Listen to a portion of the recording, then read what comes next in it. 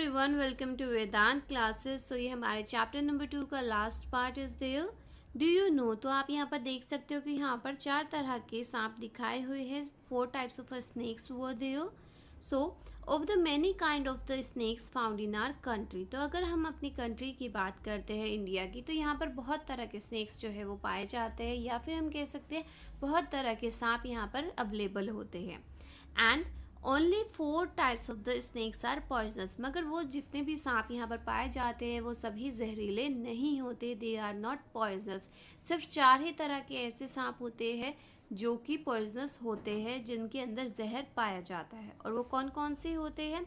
The first one is the cobra. Cobra के अंदर जहर होता है। Then common krait. तो ये जो सांप है आप देख सकते हो, this is the common krait. After that is a Russell viper. तो इसका नाम है रुसुल वाइपर, या फिर हम इसे दुबोया भी बोल सकते हैं। After that so scaled viper, जिसे हम अफाई भी बोलते हैं। तो देख सकते हो कि यहाँ पर 4 तरह के ऐसे स्नेक्स हैं जो कि पॉइजनस होते हैं।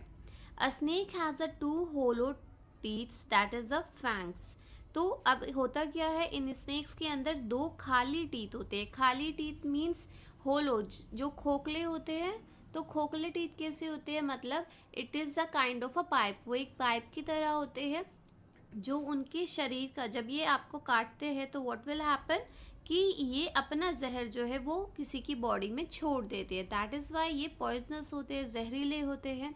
तो इनके पास क्या होते हैं? 2 होलो टीथ्स होते हैं, खोखले दांत होते हैं, जिन्हें हम फैंग्स भी बोलते हैं।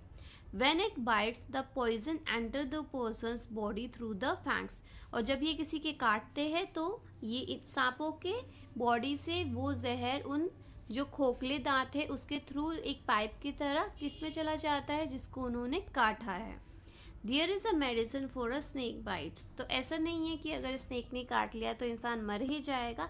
अगर उसको सही टाइम पर दवाई मिल जाती है, मेडिसिन मिल जाती है, तो उसके बचने के चांसेस काफ़ी ज़्यादा हो जाते हैं।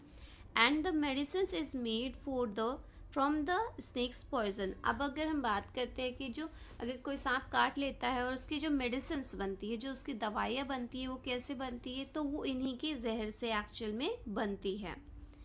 And is available in all government hospital. और सारे गवर्नमेंट जो सरकारी अस्पताल होते हैं वहाँ पर ही आपको स्नेक बाइट की ज़्यादातर दवाई जो है वो अवेलेबल होती है। Now right, like the snake charmers, which other pupils depend on animals for their livelihood। तो स्नेक चार्मर्स की तरह, मतलब जो सपेरी थे, उनको छोड़कर और कितने सारे एनिमल्स बेसिकली जो है वो घरों पे रखे जाते हैं। मतलब ऐसे कितने सारे लोग हैं जो कि एनिमल्स के ऊपर एक तरीके से डिपेंड करते हैं। तो अगर हम बात करते हैं स्नेक चार्मर्स की, तो स्नेक चार्मर्स क्या करते थे कि वो स्नेक्स को रखते हैं और उनको अपनी बीन पर डांस करवाते हैं, और उससे वो अपना लाइवलीहुड चला रहे होते हैं। तो अगर हम बात करते हैं फिशरमैन की, फिशरमैन क्या करता है? वो मछली पकड़ता है और उससे अपना जो लालन पोषण है, मतलब अपना लाइवलीहुड, अपना जीवन जो है वो चला रहा होता है। तो यहाँ पर जो फिशरमैन है वो फिशेस के ऊपर डिपेंड हो गया। स्नेक चार्मर जो है वो स्नेक्स के ऊपर डिपेंड है।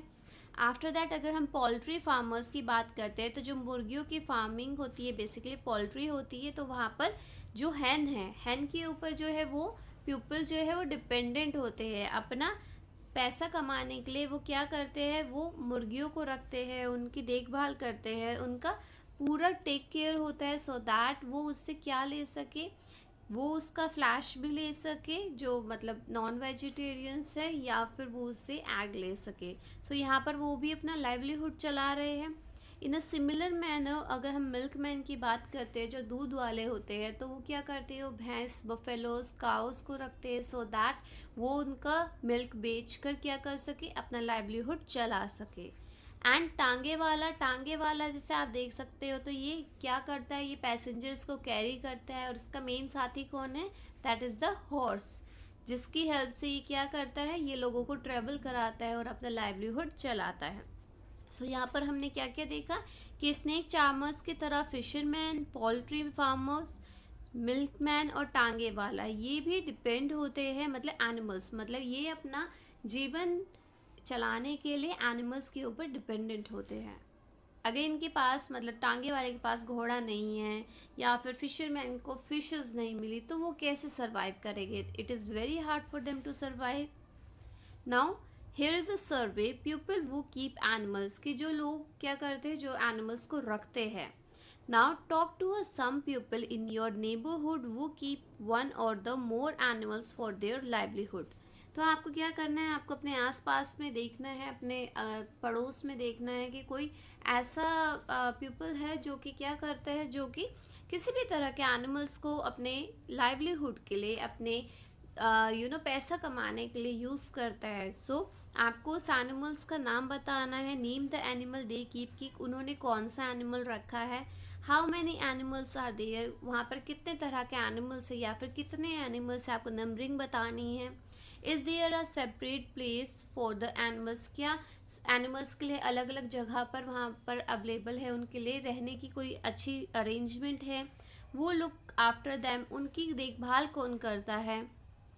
What do the animals eat, वो एनिमल्स जिनको वो रख रहे हैं वो क्या चीज़ खाते हैं। Do the animals ever fall ill, क्या वो बीमार पड़ते हैं, जो एनिमल्स है क्या वो कभी बीमार पड़े हैं। And what does the keeper do then, तो फिर जो उनको रख रहे हैं, मतलब जो इंसान उन एनिमल्स को रख रहे हैं वो क्या करते हैं जब उनके एनिमल्स बीमार हो जाते हैं।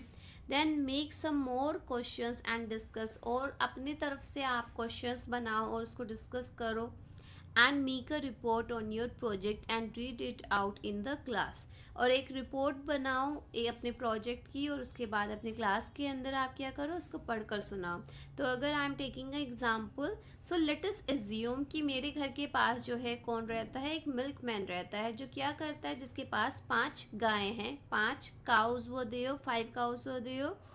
And he has also constructed a separate room to maintain these cows, और उसने उनके लिए सेपरेट एक रूम रख रखा है जहाँ पे वो उन काउस को क्या करता है, स्टे करवाता है, रहने के लिए उनको जगह देता है। After that along with the cows there are calves which is kept at a distance away from the cows. अब देखो, अगर गाय हैं तो उनके बच्चे भी होंगे, तो that will be the cows.